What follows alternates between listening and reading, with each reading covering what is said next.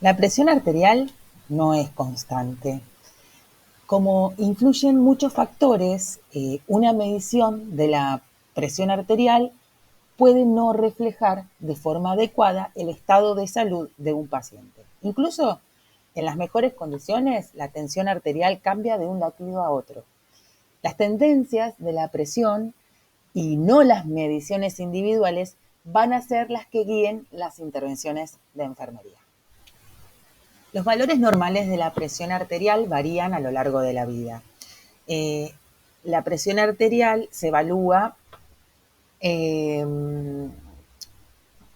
de un niño o de un adolescente según su percentil de altura y de su edad. Los niños más grandes, más pesados o más altos, tienen una tensión arterial más alta que los niños más pequeños, aunque tengan la misma edad. Durante la adolescencia, la presión arterial sigue variando en función del tamaño corporal. La presión arterial de un adulto tiende a aumentar al avanzar la edad. También la presión arterial óptima de un adulto sano de mediana edad es inferior a 120 de sistólica y 80 milímetros de mercurio de diastólica. Un valor sistólico de 120 a 129 y un valor diastólico superior a 80 se va a considerar una presión arterial elevada. El estrés emocional y el dolor agudo provocan estimulación simpática. La estimulación simpática va a generar un aumento en la frecuencia cardíaca, va a aumentar el gasto cardíaco y también la resistencia vascular. El miedo, la ansiedad, todo eso genera estrés. El efecto de esta estimulación simpática va a aumentar la presión arterial y lo tenemos que tener en cuenta para cuando nosotros tengamos que vincular una alteración en cuanto a la presión arterial, si está relacionada a otro factor o está relacionado a este estrés emocional, dolor, ansiedad o miedo. Las características étnicas y genéticas influyen en la presión arterial. La prevalencia de la hipertensión, hiper es mucho, eh, tensión tiene que ver con la tensión arterial, o sea, presión arterial alta en los afroamericanos es una de las más altas del mundo. El 40% de los hombres y mujeres afroamericanas no hispanos tienen la presión alta. Las enfermedades cardíacas se desarrollan antes en los afroamericanos y la presión arterial alta es un factor en más del 50% de todas las muertes relacionadas. También los factores genéticos contribuyen en la presión arterial alta del paciente. Los individuos con antecedentes familiares de hipertensión pueden compartir entornos comunes y otros factores potenciales que aumentan el riesgo de hipertensión.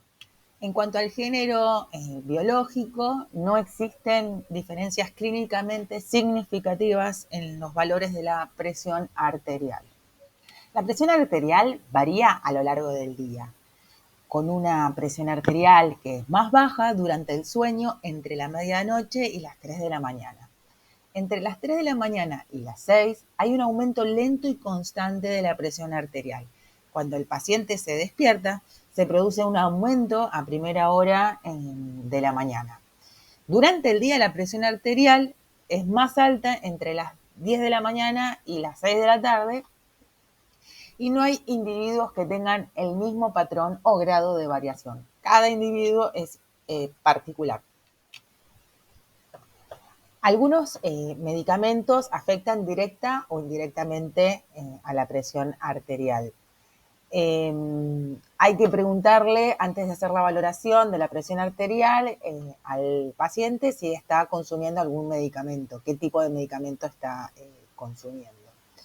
Entre ellos vamos a encontrar diuréticos, como por ejemplo la furosemida, la espironolactona, la metolazona, la politiazida, la hidroclorotiazida, que lo que hacen es disminuir la presión arterial al reducir la reabsorción de sodio y agua por los riñones.